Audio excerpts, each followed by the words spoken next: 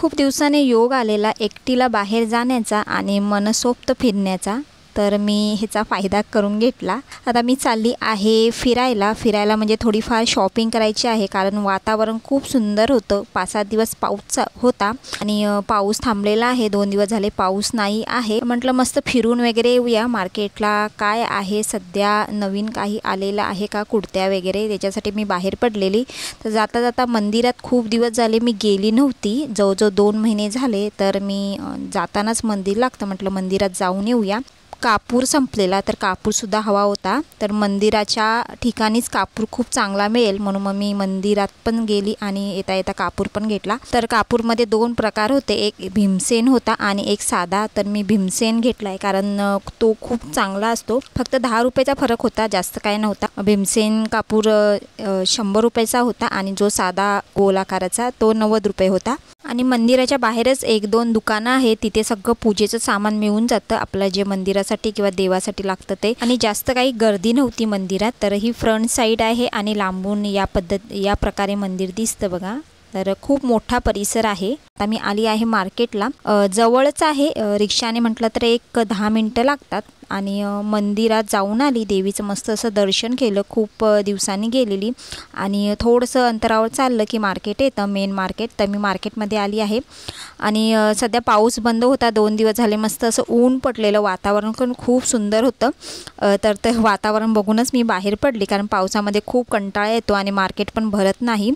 तर इथे ज्वेलरी आलेल्या, कारण पाऊस झाला म्हणजे गणपती वगैरे झाले की इथे नवरात्र येते आणि ती खूप मोठ्याने असते। म्हणजे गुजरातला प्रचंड मोठ्याने नवरात्र असते, देवीचा उत्सव खूप मोठ्याने केला जातो। तर त्याच संदर्भात म्हणजे गरबा वगैरे असतो, तर त्या संदर्भात ज्वेलरी आलेलं आहे इथे। तर मी बघत होती, अजून भरपूर वेळ आहे, पण मार्केट आताच ज्वेलरीने भरलेलं। तर इथे हा 1 पीस ना स्टॅच्यूला लावलेला आणि मला तो खूप आवडला। स्टॅच्यूलाच इतका सुंदर दिसत होता आणि ते व्हरायटी भरपूर होते, गर्दी पण भरपूर होती। तर मी एक घेतला आहे, नंतर तुमच्यासोबत शेअर करेल। खूप सुंदर आहे आणि मला तो 500 रुपयाला पडला। मस्त फुल भरलेलं असतं। तर इथे मी साडी कवर घेण्यासाठी आली आहे, कारण माझ्याकडे एकही साडी कवर नाही। ऑनलाईन मागवायचं म्हणते आहे, तर म्हटलं बघूया, मार्केटमध्ये जात आहे तर तिथे जर चांगले स्वस्त मला भेटले, चांगल्या क्वालिटीचे वगैरे, तर तिथूनच घेईल, नाही भेटले तर ऑनलाईन मागेल। हे 2 त्यांच्याकडे होते साडी कवर, ते मला आवडले नाही, थोडे क्वालिटी मला लो वाटली। 100 रुपयाचं एक असं होतं ते, आणि त्याच्यामध्ये डिझाईन व्हरायटी काहीच नव्हते, हे 2च पीस होते। तर मी नाही घेतले, म्हटलं ऑनलाईनच मागूया। एक तो गोल्डन कलरचा दिसतोय तो एक होता, तो 150 रुपयाचा होता, पण खूप मोठा होता, मला एवढा मोठा नको होता। हे बाजूलाच इथे बँगल्स वगैरे होते बघा, डिझाईन वगैरे खूप सुंदर होत्या आणि वेगवेगळ्या होत्या, खूप रेट सुद्धा वेगळे होते। एक 100-150च्या पुढे सगळ्यांचे रेट होते, जसे आपण घेऊ किंवा कुठली आपण डिझाईन चॉईस करू त्यावरती रेट होते। तर मी घेतले नाही सध्या, कारण बँगल्स होते भरपूर, कधी लागले तर येईल इथे पुन्हा घ्यायला, कारण खूप सुंदर सुंदर होते डिझाईन वगैरे। मी फक्त 1-2 बांगड्यांचे रेट विचारून घेतले। आणि आपण बाहेर वगैरे जातो असं मार्केटला वगैरे किंवा इतर वेळेला फिरायला गेलो, तर कधी कधी असं असतं की आपण तिथे शूट नाही करू शकत किंवा आपण कोणताही व्हिडिओ करू शकत नाही। तर मार्केटला तसंच होतं, पब्लिक प्लेसमध्ये आपण कॅमेरा पकडू शकत नाही, म्हणजे बिनधास्त असा।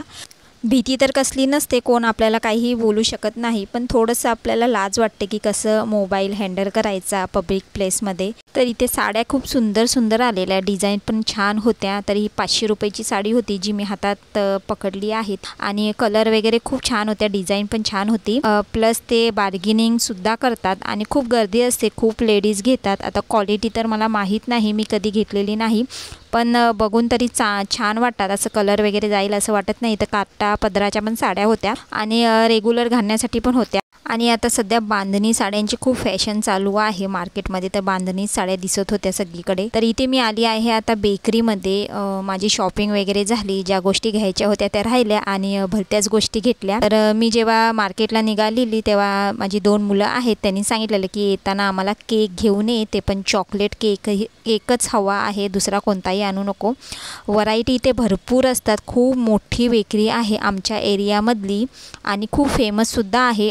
मी दोन्ही पण मुलांच्या बर्थडेचे केक इथूनच घेते, कारण फ्रेश असतात आणि टेस्टला पण खूप चांगले असतात. व्हरायटी तर खूप आहेत, इथे दिसतच असे पेस्ट्रीच्या खूप व्हरायटी आहेत आणि वेगवेगळे फ्लेवर होते, वेगवेगळ्या डिझाईन होत्या. तर मी सगळे बघत होते. पहिला कसे एक मोजकेच असे केक असायचे, फ्लेवर असायचे, पण आता खूप व्हरायटी निघाल्या आहेत केकमध्ये. इथे पूर्ण बेकरी मी फिरून बघितली काय आहे नक्की, म्हणजे फ्लेवर कोणते कोणते आहेत किंवा कोणते केक आहेत, डिझाईन आहेत. कारण ह्याच्या आधी मी सुद्धा केक करत होती घरामध्ये. आता सध्या बंद केलेला आहे तो बिझनेस, यूट्यूबकडे लक्ष देत आहे. आणि इथे बघा छोटे छोटे केक होते. हे बॉक्समध्ये मी रेट विचारला तर 150 रुपयाला असं सांगितलं. खूप छान होते की आपल्याला मोठ्याने बड्डे करायचा नसेल तर ते छोटे केक बरे पडतात कट वगैरे करायला. आणि ज्यांना केक जास्त खायचे नसतील आणि बड्डे सेलिब्रेट करायचा असेल त्यांच्यासाठी तर खूप मिनी केक हा ऑप्शन आहे. तर मी आतमध्ये गेले केक बघायला की डिझाईन कुठल्या कुठल्या डिझाईन आहेत सध्या केकला केलेल्या वगैरे. आणि इथं काउंटरवरती एक किलोचे, अर्धा किलोचे असे केक खूप सुंदर डिझाईन करून मांडलेले, खूप छान वाटत होतं बघायला. बार्बी गर्ल असे 2 प्रकार होते. परत चॉकलेट केक, स्पायडरमॅन केक. तो स्पायडरमॅनचा केक मला खूप आवडला, डिझाईन पण खूप सुंदर केलेली. आणि मी त्याचा रेट विचारला, एक 450 रुपयाचा रेट सांगितला. अर्धा किलोचा होता. काही केक होते ते 1 किलोचे होते. चॉकलेट फ्लेवर, पायनॅपल फ्लेवर असे केलेले, डिझाईन तर खूप सुंदर वाटत होत्या. इतके सुंदर व्हरायटी केक डिझाईन जर आपल्याला बाहेर भेटत असेल तर घरातल्या केकला कोण विचारणार. तर इथे मी 2 चॉकलेट पेस्ट्री घेतल्या मुलांना. त्यांनी सांगितलेलं की चॉकलेट पेस्ट्रीज आण. तर इथे भरपूर फ्लेवर होते. एक दिसत असेल तुम्हाला रॉयल आहे, चीज रॉयल, परत कसाटा वगैरे. तर मी चॉकलेट घेऊन आता निघाली आहे घरी. आणि इथे या बेकरीमध्ये खूप अशा बेकिंग रिलेटेड गोष्टी भेटतात, कारण बेकरी खूप मोठी आहे. इथे मला ड्रायफ्रूट्स लाडूसुद्धा दिसले. तर 1000 रुपये केजी होता त्याचा रेट आणि खूप लहान होते. आणि बरोबर त्याच बेकरीच्या बाजूला एक पाणीपुरीवाला आहे. ते मार्केटला जर आली तर दरवेळेला मी इकडची पाणीपुरी येऊन खाऊन जाते. भरपूर पाणीपुरीवाले आहेत पण मला इकडचीच आवडते. तर आणि घरी निघतानाच हे पाणीपुरीचं दुकान लागतं. आणि एक 6:30 वाजलेले, माझी सगळी शॉपिंग वगैरे आवरलेली. घरी जाऊन जेवणसुद्धा करायचं होतं. आणि पटापट मला जेवण आवरून 9 वाजता बरोबर टी व्ही समोर बसायचं होतं, कारण 9 वाजता माझा आवडता शो लागतो, तो म्हणजे मराठी बिग बॉस. मला खूप आवडतो, मी खूप बघते. एकही एपिसोड आतापर्यंत चुकवला नाही आणि दरवर्षी बघते, दरवर्षी असतो. आणि निकी आणि जान्हवीमुळे हा सीझन खूपच चर्चेमध्ये आहे सध्या तरी. तर आता चला, माझी सगळी शॉपिंग वगैरे झाली आहे आणि मी चालली आहे आता घरी. आणि जास्त काही शॉपिंग केली नाही, फक्त मी एक गाऊन घेतलेला. आणि वातावरण बघू शकता तुम्ही किती मस्त आहे. आणि निघताना मी मिस्टरांना फोन केलेला, आता मी येत आहे घरी तर काही आणायचं आहे का, कारण आदल्या दिवशी मी मुलांना प्रॉमिस केलेलं की मी संडेला पनीर करेल. तर त्या आशेवरच मुलं राहिलेली, म्हणून मी येताना बोललेली की मी येताना पनीर आणते आहे. आणि त्याच दिवशी संडेला सकाळी मिस्टर बोललेले की आपण आज बाहेर जाऊया, कारण वातावरण पण चांगलं आहे, पाऊस वगैरे काही नाही. तर मस्त आपण बाहेर जाऊया आज जेवणासाठी, कारण खूप दिवस झाले आम्ही बाहेर गेलो नव्हतो. तर इथे आलो आहोत आम्ही हॉटेलमध्ये. रेस्टॉरंट आहे, खूप मोठं आहे, फॅमिली रेस्टॉरंट. तर तिथेच आम्ही आलो आहोत आणि ऑर्डर वगैरे दिले आहे. तर हे बघा, हा व्ह्यू आहे हॉटेलचा, रेस्टॉरंटचा. मस्त आहे, खूप सुंदर आहे. आणि इथे बघा समोर असं LCD लावलेला आणि लहान मुलांना खेळण्यासाठी सुद्धा इथे थोडेफार झुले आहेत. तर माझा मुलगा खेळून वगैरे पण आला. आणि इथे बघा आलेले आहे आमच्या डिश वगैरे मस्त असे. हे चिकन आहे. आता श्रावण असताना चिकन कसं काय, तर श्रावण हा मी फक्त पकडला आहे, बाकी आमच्या घरात कोणीही पकडला नाही. म्हणजे मिस्टर आणि माझी 2 मुलं ह्यांनी श्रावण पकडला नव्हता, मी फक्त पाळला होता श्रावण. कारण कसं आहे, आम्ही कोल्हापूरची लोक आहोत आणि नॉनव्हेजशिवाय राहू शकत नाही. मग ते 15 दिवस असून दे किंवा 1 महिना असून दे.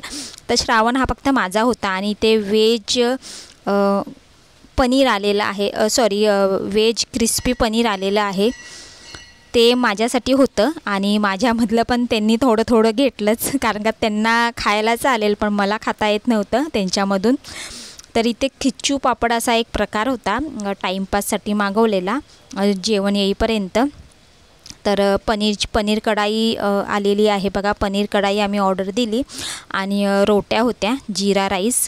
आधी खाल्लेलं म्हणजे आम्ही ह्यांनी या लोकांनी चिकन वगैरे खाल्लेलं, चिकन क्रिस्पी आणि चिकन स्टिक असं त्यांनी प्रकार मागवलेला, तर त्यांनी खाल्लेला तो। आणि मी माझ्यासाठी पनीर क्रिस्पी मागवलेली, त्यामुळे बहुतेक पोट भरलेलं, अर्ध्याच्या वर पोट भरलेलं, भूक जास्त नव्हती, पण जेवण तर पाहिजेच म्हणून मग आम्ही जेवलो वगैरे आणि आता निघालो आहोत घरी। जाता जाता आईस्क्रीम तर बनतंच, जेवल्यानंतर आम्ही कधीही बाहेर वगैरे पडलो जेवायला तर जेवून झाल्यानंतर जाता जाता आईस्क्रीम खातोच। तर इथे चाललो आहोत आता घरी आणि कधीतरी आम्ही असं बाहेर येतो जेवणासाठी, जेव्हा असा मूड वगैरे असेल, मिस्टरांचा वगैरे मूड असेल, हां चला जाऊया जेवायला, तर आम्ही पुरेपूर फायदा करून घेतो, कारण त्यांचंच म्हणणं होतं की आज चला आज जाऊया बाहेर जेवायला। म्हटलं बरं झालं पनीर करायचं वाचलं। तर चला आता आम्ही चाललो आहोत घरी आणि संडे म्हणजे आमचा स्पेशल असतो की चला आज सुट्टी आहे, तर वेगळं काहीतरी आहे, कारण का त्या दिवशी सकाळी मी मेंदूवडा आणि इडली केलेली, सांबार, इडली, मेंदूवडा आणि चटणी, पण तो व्हिडिओ तुमच्यासोबत नाही शेअर करता आला। चला तर मग पुन्हा भेटूया, गुड नाईट।